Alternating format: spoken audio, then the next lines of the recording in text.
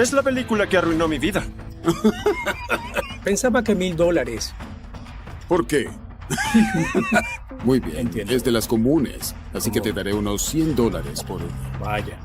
Así que solía mentirle a la gente. ¿Es así?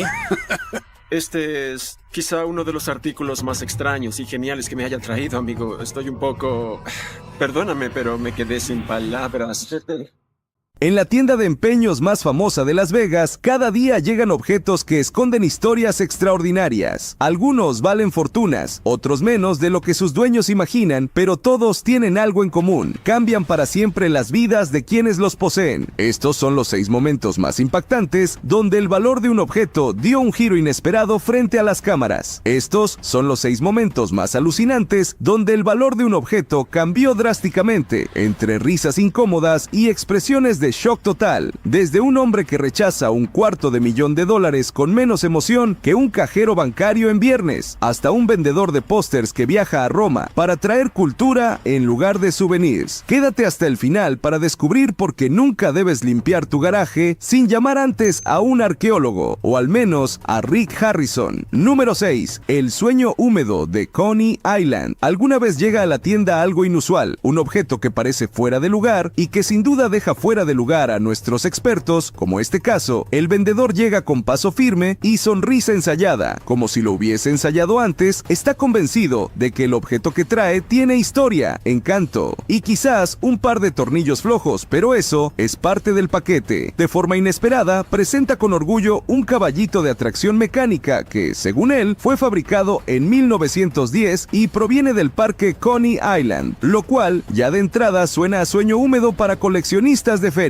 ¡Qué extraño momento! Rick lo observa con atención mientras el cliente explica que lo compró a un anciano que tenía 4 de estos, lo cual suena un poco como una escena eliminada de El Gran Pez. ¡Ja! Indudablemente, el caballo tiene encanto visual, pero Rick empieza a notar detalles que no cuadran: piezas modernas, materiales no tan antiguos y una rueda que claramente ha visto más autopistas que carruseles. Parece que el sueño de Coney Island permanecerá solo como un sueño. El cliente espera recibir al menos $1000 basado en que le dijeron que algunos se han vendido entre $3,500 y $5,000, a lo que Rick responde con la misma cara que pone cuando le ofrecen un autógrafo de Elvis, sin autógrafo. Esta historia cada vez suena menos prometedora. Tras revisar más de cerca, Rick concluye que el caballito fue fabricado después de la Segunda Guerra Mundial, ya que tiene partes de aluminio moldeado y no posee ninguna placa de identificación oficial de Coney Island. ¡Qué curioso! Aún así, Rick reconoce que tiene potencial decorativo y algo de valor cultural, siempre y cuando se restaure bien y se coloque en un lugar con encanto, o en una tienda de dulces, lo que probablemente pasará más adelante. De forma inesperada, por la seguridad del vendedor, este acepta la contraoferta de $450, reconociendo que al menos podrá contarles a sus amigos que vendió un caballo, sin tener que alimentarlo. Sin duda, esta será una historia popular. Mientras nadie miraba, Rick manda el caballito a restaurar con la idea de regalárselo a Chum-Li para que lo coloque en la entrada de su tienda de golosinas como atracción visual, en un gesto inesperadamente emotivo. ¡Qué momento tan tierno! Finalmente, la venta termina con el cliente satisfecho y Rick contento con su nuevo proyecto de restauración, demostrando que hasta un caballito con piezas recicladas puede encontrar un nuevo hogar si tiene buena madera y buena historia. ¡Qué historia tan interesante! Número 5. La cerámica Art Deco que Chum-Li confundió con recipientes para yogur. Chum-Li acaba de cometer el error de valoración más absurdo en la historia de Pawn Stars. Lo que parece un simple juego de cerámica podría valer más que su salario anual. El momento que redefinió la reputación de Chum-Li como tasador ocurrió cuando una mujer con aire de profesora de arte entró a la tienda cargando una caja cuidadosamente envuelta. Su confianza tranquila contrastaba con el caos habitual del negocio. ¿Qué tienes para mostrarme hoy?, preguntó Chum-Li, sin imaginar que estaba a punto de enfrentarse a un conjunto de piezas que desafiarían completamente su conocimiento. La vendedora desenvolvió con delicadeza 4 piezas de cerámica con formas geométricas perfectas y colores suaves característicos. Es un juego de Eva Zeisel de los años 20, anunció con la naturalidad de quien revela una carta ganadora sin alardear. Chum-Li miró las piezas fijamente, claramente fuera de su elemento. El conjunto, con sus líneas limpias y diseño minimalista, era la definición perfecta perfecta del Art Deco berlinés. El juego incluye 2 floreros, un portavelas y... Hizo una pausa señalando la cuarta pieza. Esta otra que quizás sea decorativa o para yogur elegante. ¿Yogur elegante? Repitió Chumlee, completamente desconcertado pero intentando aparentar conocimiento. Su confusión era tan evidente que casi se podía escuchar el engranaje de su cerebro intentando procesar que existiera tal cosa como yogur elegante. Examinando las piezas más de cerca, Chumlee notó una pequeña fractura en el borde de una de ellas. Al menos eso era algo que podía identificar con confianza. ¿Cuánto estás pidiendo?, preguntó, preparándose mentalmente para una cifra modesta. $5,000 por el set completo, respondió la vendedora con la tranquilidad de quien acaba de pedir un café. La expresión de Chumlee fue una obra maestra de incredulidad contenida. Son bonitas, pero necesito llamar a un experto en arte y diseño, logró articular. Cuando el experto llegó y confirmó que las piezas eran auténticas, Eva Zeisel, una de las diseñadoras más influyentes del siglo XX, la atmósfera cambió. Su veredicto fue contundente. Vale aproximadamente $1,750 en su estado actual, pero en una subasta especializada podría alcanzar los $2,500. Chumlee, intentando recuperar algo de control sobre la situación, lanzó su oferta. Te puedo dar $900. La vendedora sonrió como quien escucha a un niño explicar física cuántica. No puedo aceptar menos de $2,000. Tras una breve negociación que nunca despegó realmente, la mujer decidió conservar sus piezas. Las guardaré hasta que realmente necesite el dinero para mis clases de cerámica, lo que Chumlee nunca supo. 6 meses después, un set similar se vendió en Christie's por $8,500. La pieza para yogur elegante resultó ser un raro contenedor experimental que Zeisel desarrolló durante su breve colaboración con la Bauhaus. El error de Chumlee no fue solo no cerrar el trato, sino no reconocer que estaba frente a un tesoro del diseño modernista de principios del siglo XX. Mientras tanto, seguro que fue directamente a buscar qué demonios era el yogur elegante después de que terminó el episodio. Número 4. El señor Seriedad y el unicornio de plata. Un enigmático caballero con camisa negra cerrada hasta el cuello, como si estuviera por testificar en un juicio federal, entra a la tienda. ¿Qué secreto esconderá tras esa cara tan seria? Se trata de nada más y nada menos que un objeto que parece salido de un cuento de hadas hípico, el trofeo original de la Triple Corona de 1978, ganado por el mítico Affirmed. Y yo que pensaba que los cuentos de hada eran falsos. Sin cambiar el gesto ni una sola vez con su peinado de gerente de oficina, que huele a tabaco sin haber fumado nunca, informa que lo consiguió gracias a una inversión con la familia del entrenador del caballo, como quien compra acciones en la bolsa, pero en versión corcel. Cory, al ver el trofeo de Cartier, lo compara con tener en las manos la Copa Stanley, pero con crines y herraduras. Seguro en la cabeza de Cory, esta es la versión bling bling de una herradura. El vendedor, con el carisma de un trabajador público, lanza su cifra sin titubear, $500,000, así, sin anestesia ni envoltorio emocional, dejando a Cory con el corazón en la boca. Cory, en un raro momento de contención verbal, decide llamar a un experto en hipismo antes de soltar a los caballos. Tal vez quería asegurarse de que el trofeo no relincharía si lo colocaba en la vitrina. El experto llega, revisa el trofeo y confirma su autenticidad. Es real, valioso y con mercado limitado pero exclusivo. Para sorpresa de todos, el experto explica que solo 13 trofeos como ese existen en la historia y que Cartier fue la joyería encargada de fabricar esta joya deportiva. Sin demora, Cory lanza una oferta seria, $225,000, lo máximo que podría pagar sin hipotecar la tienda y sus esperanzas. Nadie esperaba esto, pero el cliente, sin inmutarse, rechaza la oferta con una expresión más pétrea que un busto romano, como si estuviese acostumbrado a cerrar transacciones de ese tipo, diciendo que necesita recuperar su inversión completa, sí o sí. Muy poco después, toma el trofeo bajo su brazo y con la misma cara con la que llegó, decide irse, como si en vez de vender $500,000 en plata, viniera a devolver una licuadora sin ticket, dejándonos a todos en una escena tan surrealista que casi nos sentimos en el viejo oeste. En el próximo video descubrirás la verdadera historia de la gorra del Apolo 12, que podría estar conectada con una conspiración gubernamental encubierta durante 50 años. ¿Por qué la NASA contactó a Cory días después de comprarla? ¿Qué secretos clasificados esconden las lucernas romanas que fueron rechazadas apresuradamente? Tienes que ver la confesión de Rick sobre lo que realmente pensó. Número 3. De Roma con amor. Cine italiano en Las Vegas. Hay colecciones coleccionistas y luego está ese tipo de persona que no regresa de un viaje con llaveros o imanes, sino con arte bajo el brazo. Eso fue exactamente lo que ocurrió una tarde aparentemente común en Gold y Silver Pawn. La puerta se abrió y un hombre entró con la confianza de quien sabe exactamente lo que tiene entre manos. Sin inseguridad ni arrogancia, saludó a Rick y Cory como si los conociera de toda la vida, portando un portafolio negro que parecía contener documentos clasificados. Traía algo especial. Colocó el portafolio sobre el mostrador con el cuidado de quien manipula recuerdos frágiles. Cory se acercó, curioso pero cauteloso, como todo experto después de años viendo entrar desde tesoros auténticos hasta basura bien presentada. Cine, del bueno, dijo el visitante mientras desplegaba dos afiches de cine originales italianos. Uno mostraba a Peter Fonda y Dennis Hopper montados en motocicletas bajo el título Easy Rider, y el otro a Clint Eastwood empuñando su Magnum 44 en Ispettore Callaghan, il caso Scorpio e tuo. Con orgullo, explicó que había comprado personalmente los carteles en una tienda especializada en Roma. No era un hombre que trajera souvenirs turísticos, traía historia cultural en cada viaje. Rick, quien observaba desde una distancia prudente, no tardó en acercarse intrigado. No era una moneda antigua ni un arma de guerra, pero había algo magnético en esos carteles, algo que evocaba una época dorada del cine. El vendedor explicó que los carteles italianos de la época solían doblarse en lugar de enrollarse, lo que les confería un carácter particular, aunque también los volvía más susceptibles a daños. Aún así, los afiches se conservaban en un estado sorprendentemente bueno, considerando su antigüedad. Rick murmuró con nostalgia sobre Easy Rider, recordando cómo aquella película cambió Hollywood para siempre. Cory añadió que Harry el Sucio representaba exactamente lo contrario, el policía que rompía las reglas pero atrapaba al malo. Rick, con una sonrisa, bromeó diciendo que se identificaba con Harry, excepto por el tema del cabello, arrancando risas en toda la tienda. Cory fue directo al grano y preguntó el precio. El vendedor pidió $500 por ambos afiches, señalando su rareza y buen estado. Cory, calculando mentalmente, contraofertó $350, justificando que el mercado para pósters extranjeros era más limitado. Sin alterarse, el vendedor propuso $400. Rick, con un leve asentimiento a Cory, indicó que le parecía razonable. Cory hizo una última oferta, $375, recordando que tendrían que enmarcarlos adecuadamente antes de venderlos. Tras un breve momento de tensión, el vendedor aceptó con una sonrisa satisfecha. El trato se cerró con un apretón de manos firme, de esos que sellan acuerdos donde el respeto mutuo está presente. Mientras completaban el papeleo, Rick comentó que se quedaría con el afiche de Easy Rider para su oficina, mientras Cory bromeaba diciendo que Harry el Sucio terminaría en su oficina y no en la sala de su casa, para tranquilidad de su esposa. El cliente, feliz de ver sus preciados carteles en buenas manos, prometió regresar en el futuro, quizá con algo de Fellini o Pasolini. Rick, entre risas, solo pidió que no fuera Calígula, y así, el hombre se marchó dejando tras de sí dos fragmentos de historia cinematográfica, que pronto adornarían no solo la tienda, sino también los espacios personales de Rick y Cory. Más tarde, Rick reflexionó frente a las cámaras que los mejores objetos no siempre eran los más caros, sino aquellos que llevaban consigo una historia que podía colgarse en la pared. Y cuando esa historia involucraba a Peter Fonda recorriendo América o a Clint Eastwood haciendo justicia, no había número que pudiera describir su verdadero valor. Bueno, técnicamente sí lo había, $375, pero todo verdadero coleccionista lo sabe. Algunas cosas valen mucho más que lo que dicta un simple cheque, especialmente cuando llegan de Roma, con amor, pasión y un poco de polvo de la ciudad eterna. Número 2. La placa de la guerra civil que destrozó las ilusiones de un coleccionista. Este es el momento exacto donde un vendedor descubre que tener un objeto auténtico de la guerra civil no significa tener algo valioso. La historia y el dinero no siempre van de la mano. La escena comenzó con la llegada de un hombre que parecía salido directamente de un club de debate histórico, gafas de pasta, camisa planchada a la perfección, y esa mirada de quien ha leído más libros sobre la guerra civil que la mayoría de los profesores universitarios. Tengo una placa de identificación de 1861, anunció con la solemnidad de quien carga un fragmento de la Constitución en el bolsillo, usada por soldados en la Guerra de Secesión. Rick tomó el pequeño objeto metálico con la precaución de quien sabe que la autenticidad es tan esquiva como valiosa en este negocio. El cliente explicó que la había encontrado en una feria de antigüedades en New Hampshire y desde entonces había estado intentando confirmar si realmente tenía un tesoro histórico. No tiene ningún nombre grabado, señaló Rick, identificando inmediatamente el detalle crítico. El vendedor, preparado para esta observación, explicó: es un modelo temprano, cuando los soldados debían comprarlas por su cuenta a vendedores ambulantes que recorrían los campamentos militares. Cory, siempre atento al potencial comercial, intervino: es interesante, pero sin un nombre o regimiento específico, su valor de colección disminuye considerablemente. La tensión se hizo palpable en el aire. Este era uno de esos momentos donde las esperanzas de un pequeño Fortune Hunter podían ser confirmadas o destrozadas en segundos. Necesitamos verificar esto con un experto, decidió Rick. El mercado está inundado de réplicas y no podemos fiarnos solo de la apariencia. Minutos después, Mark, el experto en objetos militares históricos, entró en la tienda. Su veredicto fue contundente: es auténtica y de época, sin duda. El desgaste, la pátina y el método de fabricación son consistentes con las placas de identificación de 1861. El rostro del vendedor se iluminó momentáneamente, pero lo que siguió apagó su entusiasmo. Sin embargo, estas placas sin grabar son relativamente comunes, continuó Mark. Los coleccionistas buscan las que tienen nombres de soldados verificables, preferiblemente de batallas importantes o regimientos conocidos. La expresión del vendedor se transformó sutilmente, como si acabara de descubrir que su billete de lotería ganador solo valía para un café gratis. Rick, aplicando su experiencia en estos momentos delicados, hizo su oferta: puedo darte $75 por ella. Si tuviera un nombre grabado, estaríamos hablando de $800 o más, pero así como está, el cliente, digno en su decepción, rechazó la oferta con educación. Creo que la conservaré como recuerdo histórico. Al menos ahora sé que es auténtica. Lo que el vendedor nunca supo. 3 meses después, Rick rechazó una oferta de $120 por la misma placa que había intentado comprar. La lección quedó clara para todos. En el mundo de las antigüedades, la autenticidad es solo el primer paso. La rareza, la proveniencia y los detalles personales son lo que realmente determina el valor monetario. A veces, puedes tener un pedazo genuino de historia americana en tus manos y descubrir que vale menos que una cena para 2 en un restaurante de Las Vegas. Número 1. De venta de garaje a tesoro etrusco. Muchas de las piezas que llegan a la tienda han recorrido un largo trayecto. Esta pieza particular parece haber pasado por muchos lugares. Concretamente, tras un viaje inesperado, la pequeña pieza de metal llega de manos de un cliente. Este llega con una pequeña pieza de metal entre las manos y una mirada serena, de esas que dicen: no tengo prisa, pero sí una sorpresa. Y vaya sorpresa que nos va a dar. El vendedor explica que la pieza le fue regalada hace más de 20 años por un amigo, quien la había comprado en una venta de garaje, y que siempre le dijeron que era un broche romano para togas. Esto sí que parece el inicio de algo bueno. En ese momento, Rick toma el objeto y nota que tiene forma de gancho, con diseño antiguo y un símbolo peculiar, una esvástica invertida que el cliente pregunta si podría tener algún significado histórico. ¡Qué curiosidad! Sin dudarlo, Rick reconoce que se ve auténtico, pero también sabe que el mercado está lleno de réplicas, así que decide llamar a su experto en antigüedades, Bob, para verificar su origen. De un momento a otro, llega Bob, quien revisa la pieza con entusiasmo y lanza una bomba arqueológica. No es romana, es aún más antigua, posiblemente de la cultura villanoviana, previa incluso a los etruscos. Ups, villanovaniano, santo grial antiguo. El experto estima que la pieza tiene entre 2700 y 2800 años de antigüedad, lo que convierte al cliente en alguien que, sin saberlo, llevaba una joya del siglo VI antes de Cristo en el cajón de su casa. Un desempolvado millonario. Para confirmar su autenticidad, Bob utiliza un analizador de rayos X que verifica la composición del metal: cobre, estaño, plomo y hierro, todos en proporciones coherentes con ese periodo histórico. Rick y el cliente escuchan atentos mientras Bob le pone precio, unos $25,000, lo cual deja al cliente con cara de: ¿esto era más valioso que mi auto? Sin duda, su cara pareció más sonriente que un emoji de carita extra feliz. Incluso, aunque el cliente, que inicialmente parecía solo buscar algo de información, sonríe y dice que estaría dispuesto a vender, y Rick le ofrece $10,000. Nadie esperaba esto, pero después de una pausa breve y una mirada de: bueno, me vine caminando, pero me voy feliz, el cliente acepta el trato, cerrando una venta inesperadamente millonaria para algo que tenía olvidado y que resultó ser literalmente pieza de museo.